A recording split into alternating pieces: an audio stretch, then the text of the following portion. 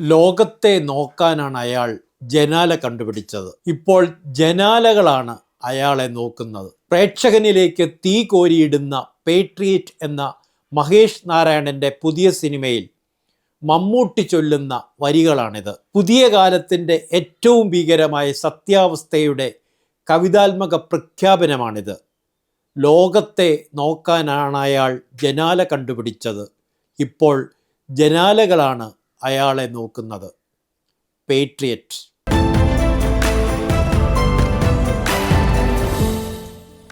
ഈ ചിത്രം ഒരു Mammootty Mohanlal multi star mass cinema എന്ന ലഘുധാരണയെ തുടക്കത്തിൽ തന്നെ തകർക്കുന്നുണ്ട്. മമ്മൂട്ടിയും മോഹൻലാലും താരങ്ങളായി തിളങ്ങുന്നില്ല. അവർ സമൂഹത്തിൻ്റെ വിച്ഛിന്നമായ ബോധത്തെ പ്രതിഫലിപ്പിക്കുന്ന മനുഷ്യരായി ജീവിക്കുന്നു. തിയേറ്ററുകളിലെ നിലയ്ക്കാത്ത കയ്യടികൾക്കായി മാസ് ഡയലോഗുകൾ ഈ സിനിമ ചമയ്ക്കുന്നില്ല. പകരം നമ്മുടെ ശ്വാസം നിലയ്ക്കുന്നത് പോലെയൊരു രാഷ്ട്രീയ പ്രസ്താവനയാണ് പേട്രിയറ്റ്. പേട്രിയറ്റ് സിനിമ രചിച്ചതും സഹ എഡിറ്റിംഗ് നിർവഹിച്ച് സംവിധാനം ചെയ്തതും മഹേഷ് നാരായണനാണ്. ലോക നിലവാരത്തിൽ മേക്കിംഗ് നിർവഹിച്ച ഈ സിനിമയുടെ ക്യാമറ ചലിപ്പിച്ചത് മനുഷ് നന്ദനാണ്. സുഷിൻ ശ്യാമാണ് ബാക്ക്ഗ്രൗണ്ട് സ്കോർ ചെയ്തിരിക്കുന്നത്. ഡോക്ടർ ഡാനിയൽ ജെയിംസായി മമ്മൂട്ടിയും കേണൽ റഹീം നായിക്കായി മോഹൻലാലും സുന്ദരമായ പ്രകടനമാണ് കാഴ്ചവെച്ചത്. കഥാപാത്രങ്ങളായി ജീവിക്കുക എന്നൊക്കെ പറയാറില്ലേ? സത്യത്തിൽ ഈ ചിത്രത്തിൽ താരങ്ങളായ മമ്മൂട്ടിയും മോഹൻലാലും ഇല്ല. സിനിമയുടെ തുടക്കഭാഗത്ത് മിന്നിമറയുന്ന കേന്ദ്രമന്ത്രി നളിനി രാമകൃഷ്ണനായുള്ള രേവതിയുടെ പകർന്നാട്ടം മനസ്സിൽ മായാതെ നിൽക്കുന്നു. നടനും സംവിധായകനും ഛായാഗ്രഹകനുമായ രാജീവ് മേനോന്റെ കേന്ദ്രമന്ത്രി JP സുന്ദരം ആരെയൊക്കെയോ ഓർമ്മപ്പെടുത്തി. JP സുന്ദരത്തിന്റെ മകനും ശക്തി കോർപ്പറേഷന്റെ ഉടമയുമായുള്ള ഫഹദ് ഫാസിലിന്റെ ശക്തി സുന്ദരം എന്താ പെർഫോമൻസ്! ഫാഫ ഒരു അത്ഭുത ജന്മം തന്നെ. മൈക്കിൾ ദേവസിയായി കുഞ്ചാക്കോ ബോബൻ, അഡ്വക്കേറ്റ് ലളിത പത്മനാഭനായി നയൻതാര, ഐഷ ഇക്ബാലായി സരിൻ ഷിഹാബ്, ജ്യോതി കുര്യനായി ദർശന രാജേന്ദ്രൻ, കേണൽ റഹീമിന്റെ പരിചാരിക അഞ്ജുവായി ഗ്രേസ് ആന്റണി, പോലീസുകാരൻ സതീശനായി ഇന്ദ്രൻസ്, ഫറയിലെ ഇന്ത്യൻ കോൺസുലേറ്റിലെ രഘുവായി ജിനു ജോസഫ്, DRWവിലെ ചീഫായി പ്രകാശ് ബലവാടി, സ്കൂൾ കുട്ടി ആതിരയായി ശ്രീ പാർവതി തുടങ്ങി വലിയൊരു താരനിര പേട്രിയറ്റിലുണ്ട്. മദ്രാസ് IITയിൽ നിന്നും ബിരുദം നേടി സിനിമയിലെത്തിയ സരിൻ ഷിഹാബ് ഈ ചിത്രത്തിൽ മമ്മൂട്ടിയുടെ ജോഡിയാണ്. ദേശീയ അവാർഡ് ലഭിച്ച ആട്ടം സിനിമയിലും രേഖാചിത്രത്തിലും അടുത്തയിടെ ഇത്തിരി നേരത്തിലുമൊക്കെ മികച്ച പ്രകടനം കാഴ്ചവെച്ച സരിൻ്റെ വളർച്ച ഉയരങ്ങളിലേക്കാണ്. ഫഹദ് ഫാസിൽ അവതരിപ്പിക്കുന്ന ശക്തി എന്ന കഥാപാത്രം ഇന്നത്തെ കോർപ്പറേറ്റ് രാഷ്ട്രീയ കൂട്ടുകെട്ടിൻ്റെ ഏറ്റവും ഭീകരമായ രൂപകമാണ്. ലോൺ ആപ്പുകൾ വഴി മനുഷ്യരെ കടത്തിൻ്റെ വലയിൽ കുടുക്കി അവരുടെ സ്വകാര്യതയെ പിഴുതെറിയുന്ന കോർപ്പറേറ്റ് സിസ്റ്റത്തിൻ്റെ മുഖം. ഇവിടെ കടം ഒരു സാമ്പത്തിക ഇടപാടല്ല, അത് മാനസിക അടിമത്തത്തിൻ്റെ പുതിയ രൂപമാണ്. കടം തിരിച്ചടയ്ക്കാനാകാത്ത ഒരാൾക്ക് നേരെ പതിയുന്ന ഫോൺ കോളുകൾ അവ ശബ്ദങ്ങളല്ല, അവ ഭീഷണിയുടെ സൈറണുകളാണ്.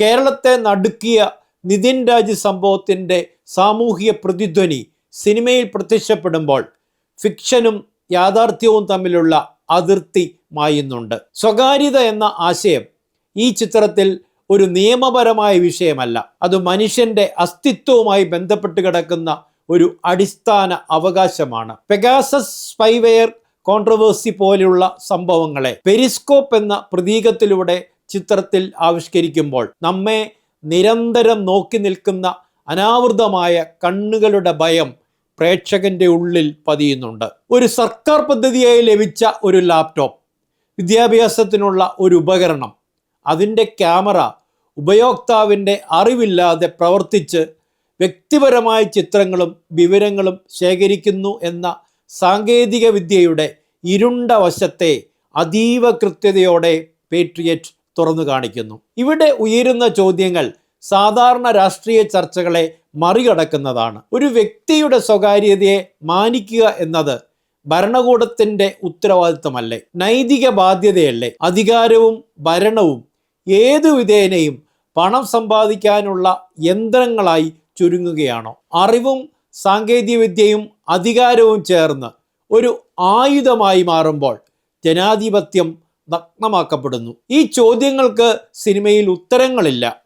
അവ പ്രേക്ഷകന്റെ മനസ്സിൽ തീപ്പൊരികളായി വിതറപ്പെടുകയാണ്. നമ്മുടെ ആളും മറ്റവന്മാരും അഥവാ അപരൻ എന്ന ആശയം ചിത്രം ഏറ്റവും ദാർശനികമായ നിലയിൽ പരിശോധിക്കുന്നുണ്ട്. ലോകം മുഴുവൻ പടർന്നു പിടിക്കുന്ന ഈ അധറിങ് പേട്രിയറ്റ് എന്ന സിനിമ സൂക്ഷ്മതലത്തിൽ അവതരിപ്പിക്കുന്നു. ഞങ്ങൾ പരിഷ്കൃതരും മറ്റുള്ളവർ അപരിഷ്കൃതരുമാണ് എന്ന അധികാരബോധം. ഞങ്ങൾ ഭരിക്കാനും നിയന്ത്രിക്കാനും വിധിക്കാനും യോഗ്യർ, മറ്റുള്ളവർ ഭരിക്കപ്പെടാനും അനുസരിക്കാനും മാത്രം വിധിക്കപ്പെട്ടവർ. ഈ ധാർഷ്ട്യം ഇവയെല്ലാം ചേർന്ന് ഒരു പുതിയ സാമൂഹ്യ ഭീതി ലോകമാകെ പടരുന്നുണ്ട്. ഇന്ത്യൻ തത്വചിന്തയിൽ പരൻ ദൈവമാണെങ്കിൽ അപരൻ ഇതിന് വിരുദ്ധമാണ്. ആത്മാവിനെ കീറിമുറിക്കുന്ന ഈ വേദന സിനിമ നമ്മിലേക്ക് പകരുന്നുണ്ട്. നമ്മുടെ മുഖം മനുഷ്യൻ്റെ ഏറ്റവും നിരായുധമായ അവയവമാണ്. ഇന്ന് അപരൻ്റെ മുഖം ഭീഷണിയുടെ നിഴലിലാണ്. ക്യാമറകൾ, ഡാറ്റ, അൽഗോരിതങ്ങൾ ഇവയൊക്കെ ചേർന്ന് മനുഷ്യൻ്റെ മുഖത്തെ തന്നെ സംശയത്തിൻ്റെ വലയിൽ കുടുക്കുന്നു.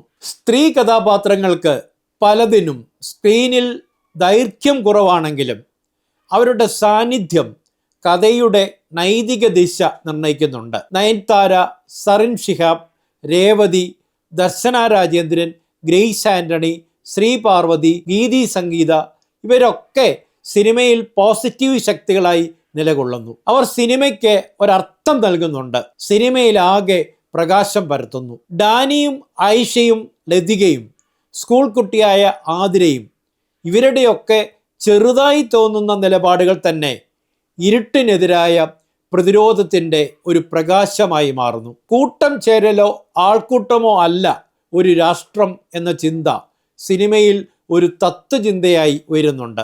ദേശസ്നേഹം എന്താണ്? ദേശദ്രോഹം എന്താണ്?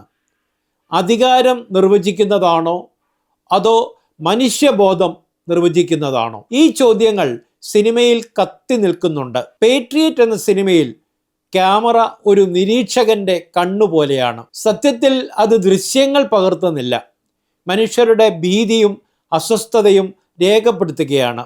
സംഗീതം ദൃശ്യങ്ങൾക്ക് പുറത്തൊഴുകുന്ന ഒരു അടർന്ന ഭീതിയാണ്. ഏതൊക്കെയോ ഡാറ്റകൾ നിർമ്മിക്കപ്പെടുകയും ചോർത്തപ്പെടുകയും ബലഹീനരായ ജനങ്ങളിലേക്ക് അറിയാതെ ഒഴുകിയെത്തുകയും അവർ തുറുങ്കിലടയ്ക്കപ്പെടുകയും കൊല്ലപ്പെടുകയും ചെയ്യുന്നു എന്ന പോസ്റ്റ് ട്രൂത്ത് കാലത്തിൻ്റെ രാഷ്ട്രീയത്തെ അനാവരണം ചെയ്യുന്നു ഈ സിനിമ. ലോകമാകെ തീ പോലെ പടരുന്ന ഒരു കാഴ്ചയാണിത്. ഫാബ്രിക്കേറ്റ് ചെയ്ത സത്യങ്ങൾ ഒരു ദിവസം ജനങ്ങളാൽ ഡിലീറ്റ് ചെയ്യപ്പെടും. പക്ഷെ അതിൻ്റെ ആഘാതം താങ്ങാവുന്നതിനും അപ്പുറമാവും. പേട്രിയറ്റ് വർത്തമാനകാലത്തേക്കും വരും കാലത്തേക്കും തുറന്നു വെച്ച ഒരു ജാലകമാണ്. ഇതൊരു അസ്വസ്ഥതയാണ്, രോഷമാണ്, ഒരു വേദനയാണ്.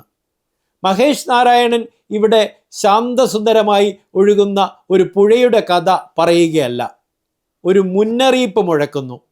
ഇരുട്ട് കട്ടിയാകുന്നുണ്ട്, അധികാരം കഠിനമാകുന്നുണ്ട്, നിഴൽ പോലെ കോർപ്പറേറ്റുകൾ നമുക്ക് ചുറ്റിലുമുണ്ട്, മനുഷ്യർ ചെറുതാകുകയാണ്.